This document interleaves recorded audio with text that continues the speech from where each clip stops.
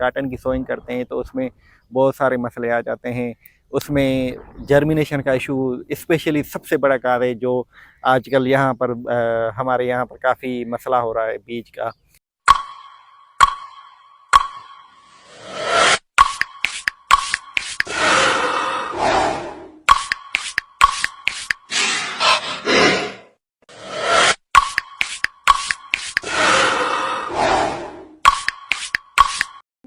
अस्सलाम वालेकुम आबादगार दोस्तों, ज़मींदार भाई और डॉक्टर गुलाम मुस्तफ़ा वसान आज फिर एक नई वीडियो में आपके साथ हाजिर है। आबादगार दोस्तों, आज हम आपको बताएंगे कि पास का बीज या कॉटन सीड जो है उसको उसमें से ज़्यादा पैदावार हम कैसे हासिल कर सकते हैं। एक अच्छे बीज में से, एक अच्छी वैरायटी में से हम ज़्यादा से ज़्यादा पैदावार कैसे हासिल कर सकते हैं। कुछ इन पर अहम पॉइंट्स है, उस पर हम आज बात करेंगे। तो सबसे पहले तो आते हैं बीज का इंतखाब जो है, वैरायटी का इंतखाब जो है। तो आप वैरायटी जो है कौन सी लगा रहे हैं और वो उस वैरायटी की जर्मिनेशन कितनी है, उस वैरायटी की प्योरिटी कितनी है। बीज जो है वो कौन सा आपका बीज को आपको कैसे पता चले कि बीज हमें कौन सा लगाना चाहिए और बीज की जर्मिनेशन कितनी है। सबसे पहले तो आपको ये मद्देनज़र रखना है कि जिस भी कंपनी से जहाँ से भी आप सीड ले रहे हैं उसको ये आप खुद अपने से टेस्ट करेंगे आपका बीज कैसा है और उसकी जर्मिनेशन कितनी है।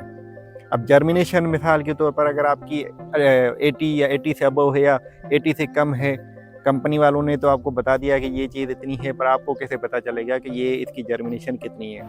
तो सबसे पहले आप उसकी खुद से जर्मिनेशन चेक करें और उसके बाद आप जो है ना बीज की जो है ना वो लगाएं। कॉटन के सीड को 25 से 30 डिग्री तक जो है वो ऑप्टिमम टेम्परेचर चाहिए होता है, जो उसका जर्मिनेशन अच्छा उगाव करता है, जिसकी अच्छी यील्ड बनती है।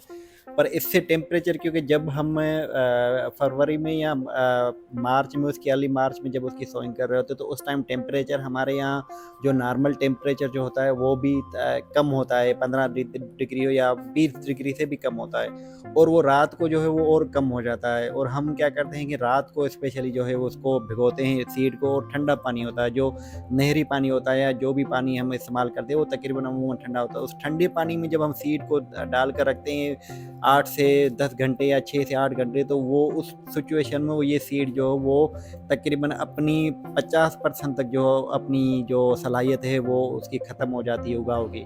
तो ये वजह सबसे बड़ी बनती है कि अच्छा सीड भी होता है पर उसका उगाव नहीं बन रहा होता है, स्पेशली इसी अर्ली सोइंग में। हम यहाँ पर तकरीबन फजी सीड लगाते हैं, जो बुरदार होता है सीड वो लगाते हैं, डिलेंटर नहीं लगाते। और इसके डिलेंटेड सीड और फजी सीड के क्या फ़वायदे हैं ये मैं एक अलग वीडियो में आपको बताऊंगा।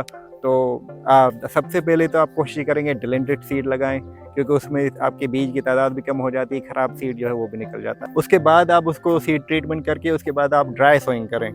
ड्राई सोइंग से मुराद मतलब आप पहले आप उसको चौपा लगाएं, उसके बाद आप उसको पानी दे दें। तो ये तरीका अगर आप इस्तेमाल करेंगे तो आपकी बीज का जो है उसकी जो जर्मिनेशन है उसको, उस पर जो इन्वायरमेंटल इफेक्ट है वो बहुत ही कम होगा। क्योंकि जब हम सर्दियों में स्पेशली अर्ली सोइंग में जब हम कॉटन की सोइंग करते हैं तो उसमें बहुत सारे मसले आ जाते हैं। उसमें जर्मिनेशन का इशू स्पेशली सबसे बड़ा कार्य है जो आजकल यहाँ पर हमारे यहाँ पर काफ़ी मसला हो रहा है बीज का। तो वो सिर्फ इसी वजह से होता है। अच्छा बीज भी होता है पर उगता नहीं। क्यों नहीं उगता? क्योंकि उसके ये मसले होते हैं, क्योंकि हमारे जो एग्रोनॉमिक प्रैक्टिसेस हैं या क्लाइमेट चेंज की वजह से जो चीज़ें बदल चुकी हैं हमने उसको अब तक एडॉप्ट नहीं किया है। जब तक हम उन चीज़ों को अडॉप्ट नहीं करेंगे तब तक हमें अच्छा फ़ायदा या हमें अच्छी यील्ड नहीं मिलेगी। तो इंशाल्लाह ऐसी और इस किस्म की मोटिवेशनल वीडियो में दोबारा किसी और टॉपिक पर हाज़िर होंगे। जब तक के लिए दीजिएगा इजाज़त। अल्लाह ने के पास।